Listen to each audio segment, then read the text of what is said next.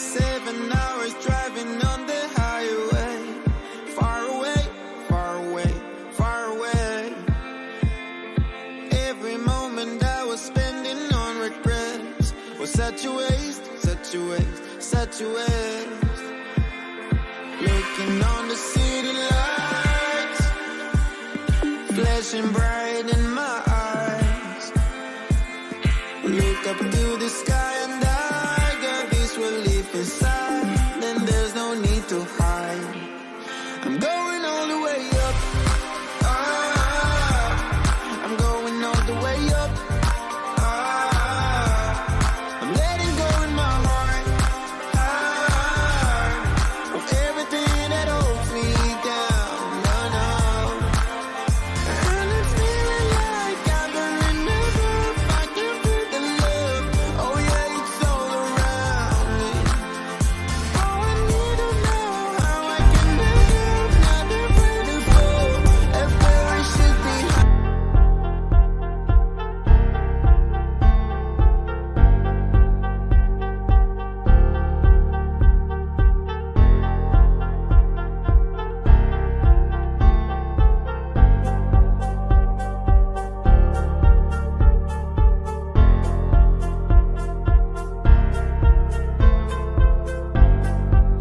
They say fortune favors the bold. So what are you waiting for? The right time? The right sign? The right guide? The thing is, movement maker, you were never meant to follow anyone else. You were destined for something bolder and braver and truer, and you know it. It's time for you to write your own damn permission slip. You have permission to dream big, not that you need it from us. Fortune favors the bold. So, what are you waiting for? Wait.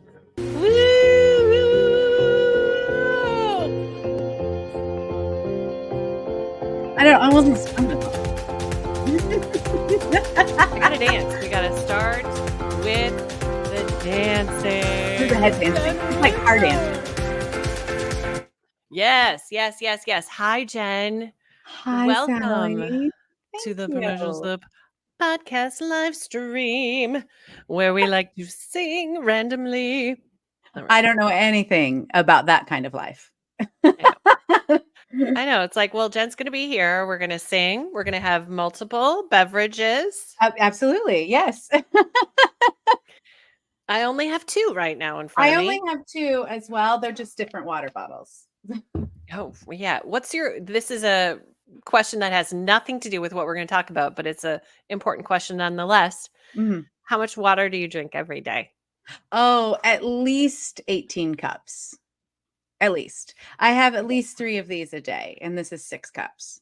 Probably more, Dang. but that's about it. Oh, okay. I think we've talked about this, but as people, we've worked together a really long time. Inquiring Everyone minds and want to know. yes. And when way back in the day when I was whatever, I wanted to be an actor. There was a point in my life where I was going to go be an actor, and I was in an MFA acting program and working with, vocal coaches and everybody on the skills of it. And I remember the vocal coach saying to me, if your pee isn't clear, get off the stage. And I was Yeah, I've like, heard that. whoa. So I tried for a while. I was like, and between every class, I was running to the bathroom. I'm like, this is not practical. This does not work for this body. So it'd be like, I'm going to go for mostly clear. That's the best I can do. Amazing. I think Amazing. my life as a former educator in elementary school, as an educator and administrator, you just figure out how to drink water and not go, because there's Yeah. just hours where you cannot. Oh my gosh. I can't imagine. I really cannot imagine the level of self-sacrifice again and again that teachers and educators do just Yes. all the time. Yeah. All the time. Yeah. Oh, amazing. Amazing. Well, welcome, Jenn Whitmer. Welcome. I you. am delighted to have you as an official member of the permission slip community. You were I'm there in December 2023. I know. Do we get cards now? Like, can I be a card carrying member? Like, is there something official? That's always fun. That's a great idea. Got my card. Look at that. Yes, you get a card. You get a card. I'll take I it. know. We go way back. We go way back pre permission slip Yes. moments, and I know you deeply and well, but maybe people who are watching this have not met you yet. So give us the intro, Jenn Whitmer. Who are you? What do you do? Tell us Goodness. everything. Well, what I do is I am a speaker and a consultant and just all around joy bringer. I am a mom of 4 kids from 14 to 21, and that we have 2 still at home, 2 are in college. I married my high school sweetheart. We are that story, and we've been married for almost 27 years. We live Oh, in St. amazing. Louis, and I started my career as an educator, as we just talked about.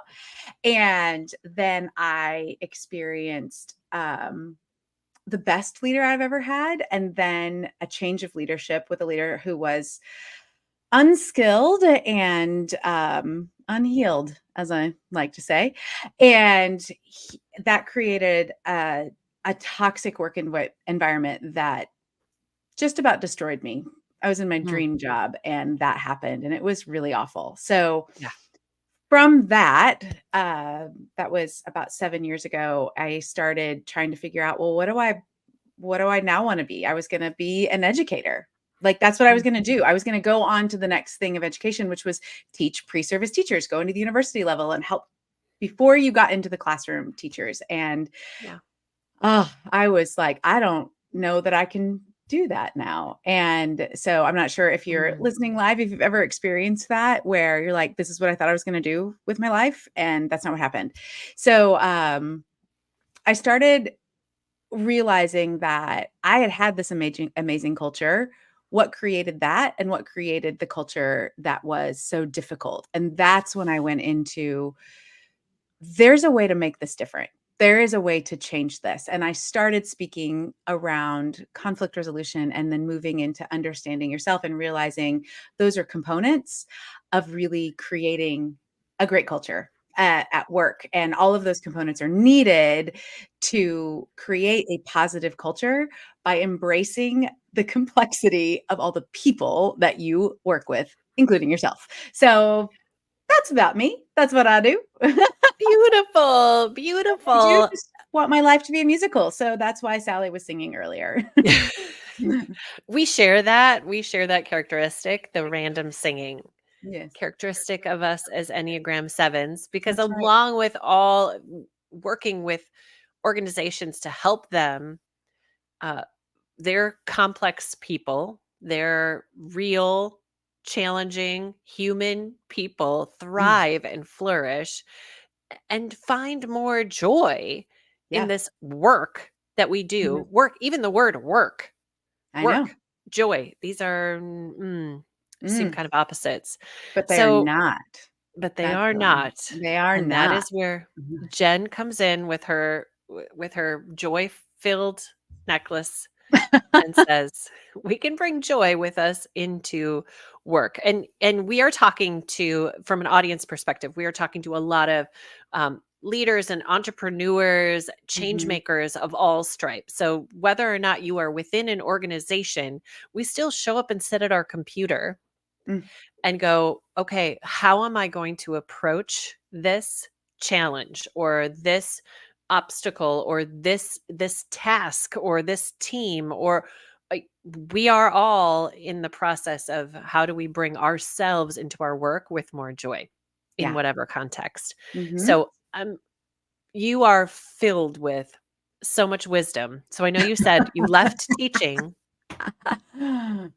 but Jen, you are still, you bring that with you, the spirit of you as an educator and your deep knowledge and wisdom and insight with you when you serve people out front. And so um I am I always learn something from our conversations, even though, I have uh, been the teacher for you for Yep. for many years, but you also teach me. So I'm really excited to have you here. And Oh, here's where great. I would love to start.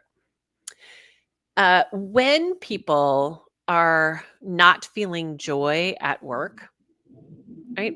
When they're just like they're facing whatever challenge it is, where do you start to Mhm. to figure out a new way?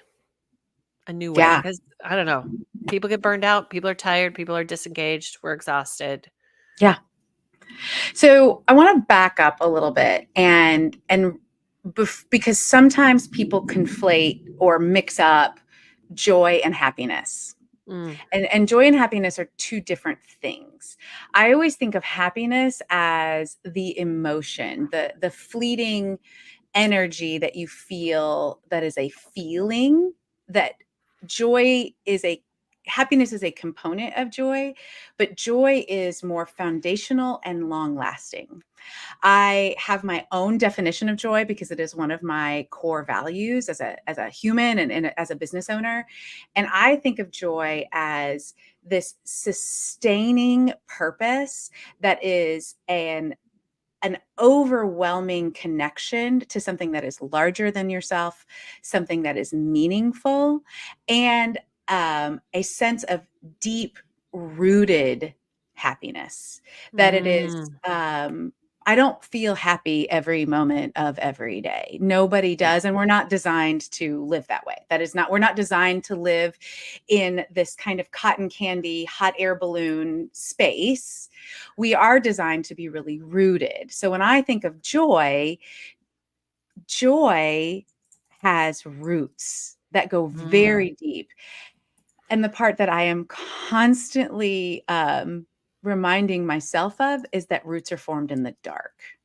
And mm, I don't love that, but that is a case of joy. So joy is very rooted. It is something that is connected, larger than yourself, and it is a sustainable space. So just to frame what we're mm. talking about, how do I know I'm not feeling joy?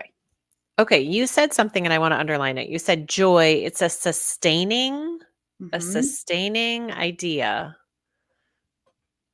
What did you say? You said it's a sustaining force, a It's a sustain. sustaining force, yes. Mm, That's connecting you to something larger than yourself. guess what? Guess what I'm doing? Tell me.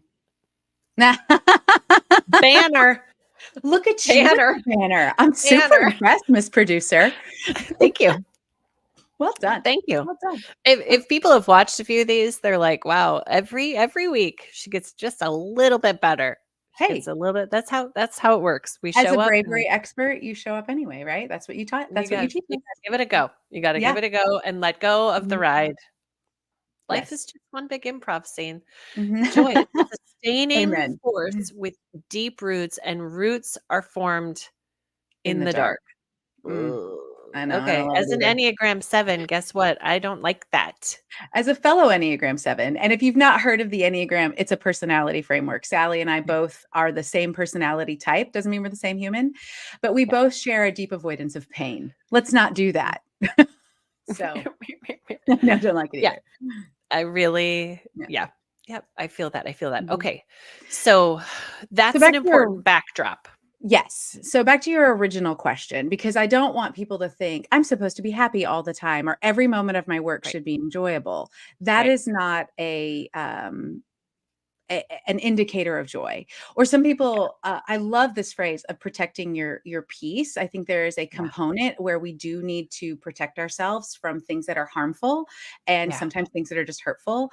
But I think yeah. we run from discomfort because we equate the absence of discomfort with happiness or joy, and that's not true. The way we grow in any way, shape, or form will always involve discomfort, absolutely every time. That's, one of my favorite phrases is, if that concentric circle. So there's a circle in the middle, with your comfort zone. And then you've got, it's just outside your comfort zone. I call that the magic zone. That's where you grow. by definition, it is not comfortable. I don't want to move you Yeah. out into panic, Yeah. but discomfort is okay. Where we know we're not experiencing joy at work, there are a few indicators. I won't call them yet red flags, but maybe warning flags.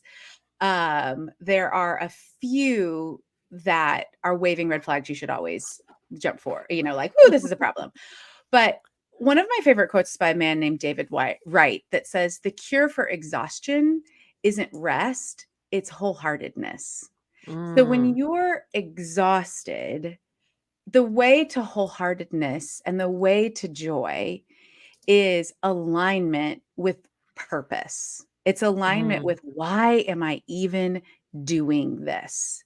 So if you Right. don't understand why you do what you do, you will always lack joy. Mm.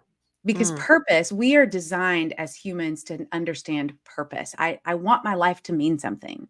So Mm. if you are a CPA working inside what I assume are spreadsheets, because clearly not a CPA and bookkeeper, like that is not what Jenn Whitmer knows. Why do you do those numbers? Why do you help people with Mm. their accounting? What does that do Mm. for them? My bookkeeper, Daniel, is like a godsend to me. The amount of time Mm. that he spends making sure those numbers are accurate and right to keep me out of fraud, to keep Yeah. me out of debt, to keep, like, those are really important things to me. Yep. And so you have to know why you're doing it. Mm. So exhaustion that doesn't feel good, like, not the, I just spent my day doing something amazing, and that good exhaustion, like in the summertime. Remember when you swam at the pool all day and you Yeah. just like Yeah. flopped in front of the movie in the air conditioner? That's good exhaustion. Right. Exhaustion that you don't know how to recover from because you're like, what does this even matter? Mm. That's the bad exhaustion. That's not Mm. good. That is lacking purpose and wholeheartedness. Right. Another red flag that you are not experiencing joy at work is this idea of, I can't keep doing this, which is a Mm. component of exhaustion. But there is Yeah. this languishing of, I don't know how much Mhm. longer I can keep going. Yeah. That Yeah. is if you're asking that question, you're lacking some joy. That Yeah. I Yeah. you can't do it anymore. Yeah. So is that how you would define languishing? Is that Mm. I can't keep doing this? Sort of giving up? A little bit. Mm. Languishing is that idea of like, I don't think I can keep doing this. Whereas Mm. crisis is, you've pushed over into the edge of, like, you need help. Like, Yeah. you need some real help. Crisis is something different, but languishing is like, I just don't think I can keep doing this anymore. Yeah. I don't see a way forward. I don't know how this is sustainable. I Mm. just can't keep doing this. Yeah. That's a Yeah. a different place than just exhaustion. That's Yeah. another red flag. Okay. So some really important red flags there, right? A lack of purpose, a lack of connecting Mhm, purpose to your work, feeling exhausted in a bad way, and getting to a point of languishing where you're like, I can't keep doing this. Right. mhm. Okay. So what does all of this, what does joy and finding more purpose and joy in your work have to do with our personalities? Ooh. And I know that this is a whole big thing, but Mhm. we were just talking about being an Enneagram 7 and avoiding pain, and Mike's here Mike's and like, "Yeah, sure." yeah. Well, He's feeling yeah. your pain, Yeah. as shoes Uh, do. yes, yes, yes, yes. So there's some Enneagram conversation happening around this, and it's connected. So Mhm. what's the connection you would make there for us? Yeah. So to talk about personality, personality is the way that you see the world. That's the easiest way to describe it. It's not everything that you do, it's not your behavior, it's not your habits, it's the way you see the world. It's and the framework of the Enneagram shows us why we think, act, and feel that way. And so we're all avoiding something. Our personalities are trying to take care of us. They are really trying to protect us, make things go smoothly. And so we don't have to think about all this stuff. The problem is it uses shortcuts that usually end up getting us into trouble. And so when your personality is telling you to avoid pain, when actually we just talked about the idea of discomfort is the way forward into growth to get actually the joy that I want, That's how that connection is there. So for an Enneagram 2 who's listening, this idea of avoiding rejection, I don't want to be rejected, that would be the worst. The 2 has to recognize they have significance and they're worthy of their own needs in and of themselves. That's finding joy. For the 1, the Enneagram 1 is knowing, they're avoiding being bad or wrong. And so they have to be perfect, and finding joy in the fact that life is not perfect. So every time I'm saying something, each one of these types is like, but no, that's the worst thing. And so finding joy is actually reminding yourself of the truest part of you, not letting your personality, as I like to say, be like Dwight driving the work bus, like out of control. You don't want your personality running that show. You get to say, actually, this is what is true. And that is the way to joy. Mm. Yeah. So there's something really powerful underneath this, which is when we can really show up fully as Mhm. our, authentic selves. And I always like to pull apart authenticity for people, because when I work with speakers, they're like, "Well, I just want to be authentic about it." Mhm. Sometimes what they're saying is, "I just want to stay comfortable, and I Mm. don't want to if this is too hard or uncomfortable, it doesn't feel authentic to me." And actually those two things are not at all connected. Totally. Oftentimes the most authentic thing is the most uncomfortable thing. Mhm. And so, like disentangling those pieces together. So when we say like showing up fully, it means show up um with the deep dark roots of joy, not Yeah. just I'm fine. I'm fine. Yeah. Enneagram 7. It's fine. We're just gonna It's keep it fine. up Everything's here. fine. We're We can fine. keep it We're up fine. here. Like, that's our favorite phrase. It's fine. It's fine. Or, It's well, at fine. least, Yeah. Oh my you gosh. know. Truth telling. Yes. Love it. Mhm. Yeah. Okay. So, Jen, we have a few minutes left. And I know that you bring with you all kinds of resources. What do you think would be helpful for people if they are not feeling joy right now, and they are really not feel like, I'm not enjoying whatever. I'm not enjoying work right now. Mhm. What's a great way to get started, to start to grapple with that and Mhm. start to step into a place where you're changing your relationship with work, whatever that means for you? Yeah. I think there's a couple things. Number 1, you deserve joy. Mm, We deserve it. We live in a society that says joy is extra. Joy is just something you don't really need. It's just a nice to have. It's fine. I'm fine. And we kind of brownie nudge, you take a little bite of brownie and then you leave it in the pan, another bite of brownie, you leave it in the pan. You just kind of nudge into pain and discomfort and exhaustion. So start with the idea that you deserve joy. Full stop. You don't have to earn it. You deserve joy and you can have it. Secondly, joy is actually an incredible motivator in any workspace. So it actually turns into profit. So sometimes we have this idea that, well, we can get to joy when we've made this much money or we have this thing. Joy as a filter, as a way of doing business, actually creates the profits that you want. And then the way to get there is to start with back at that idea of purpose. All of this has to do with you leading yourself first. So you deserve joy. Joy is essential for a business, and you have to start with yourself. And that begins with really ruthless self honesty and radical self compassion. You have to have both of those together. You need ruthless self honesty and radical self compassion. And when you can put those together, you can look at yourself very honestly. And I'm like, am I actually doing what I want to be doing?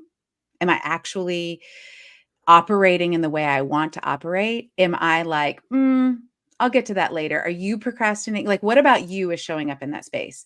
And then with mm, radical self-compassion to say, okay, it's all right that I do that sometimes. Like being a mm, human is who we are. Those are, mhm, you have to have both of them together. So mm, when you're looking at yourself honestly, you have to decide, what do I really want to do? What are my values? What is the story I'm telling myself? You have to do the inner self work first, and then get the skills that you see, like in order to get what I want, because you can't go anywhere until you know what you want, then what are the skills I need to get there? What kind of Yeah. experience do I want to create? So those are the ways that I would suggest people start. Mhm. So starting with yourself instead Mhm, of looking at like, okay, the organization is this and this is the problem, and looking at, outside forces to mhm. change your inner experience, we've got to start with how are we leading Yeah. ourselves. Oof. You are CEO of your own desk. You are Yeah. CEO of you have to start with that. Even if you are like you're an associate in your very first job. If you're an Yeah. entrepreneur, you are absolutely the CEO of Yeah. your own desk. So Yeah. you've got to Yeah. start with you. You're the only one you Yeah. can control. Oh, oh, it's so true. It's so true. So, we just have to show this because Erica Bennett says, yes, ma'am. Yes, ma'am. We've got an underline. Yes, ma'am. There, and then of course, Mike Kahn, who's still here. Thanks, He Mike. says, "You deserve joy." Mic drop moment from Mhm, Mike with the mic mhm. drop. Love it. I like it. Okay, beautiful. It's a hard truth that Yeah, we always have to go back to ourselves. Okay. You're struggling with yeah. something, like going back to your own self management, your own self. And that is the hardest work of leadership Mhm. before we uh, think about all of the other things. We've got to start there. So, Even in that uh, toxic work environment, I had to start with myself and figure out what was I contributing to that. Like mm, I was in a place where I was genuinely being that was genuinely dysfunctional and yeah, that wasn't good. And I yeah, still had to start with me. yeah, Still had to start with me. yeah. It's always more than just one thing. It's always more than just one thing, and Mm, it doesn't lessen the fact that that leader was a very unhealthy leader, totally. and Mhm. having a really negative impact on your experience and other people's 100%. experience there. Yeah. Um, but But we're gonna because perpetuate that if we don't start Mhm. with ourselves. Ooh, there it is. There it is. Because Mm. leaders are always becoming better leaders or becoming worse leaders. Honestly, that's it right there. Oh my gosh. Okay, so Jen, we have a QR code up on the screen right now with a link to your freebies page. Great. What's one of those freebies that you just want to tell us a little bit about to entice us to click that Ooh. link? Okay, so Because if you've you got are a lot interested of good ones. in the Enneagram, there I have a guide called Why Do I Keep Doing This? And it's a short 6-page guide. It's not a full-on book. You don't have to read everything, but it's a quick guide into understanding what is the Enneagram, why does it matter, and the description of all 9 types. And it'll help you start that journey of understanding what is the Enneagram and my personality and how can I start to use that. I think that's probably the best one from this particular conversation that would be the most helpful for people. Also, my website is under Beautiful. construction, so I'm also like, "What is on that page?" It has to have that because it's always first. So, just know that too, Okay, as well, we're you've vulnerable in all sharing the things. thank you. Yeah, I mean, we're always working on something. It's so true. So, uh Jen, you've all just met Jen. I would love for you to check out all of her stuff. Go grab a freebie, but also in particular, Jen does a really incredible job of leading through her social media.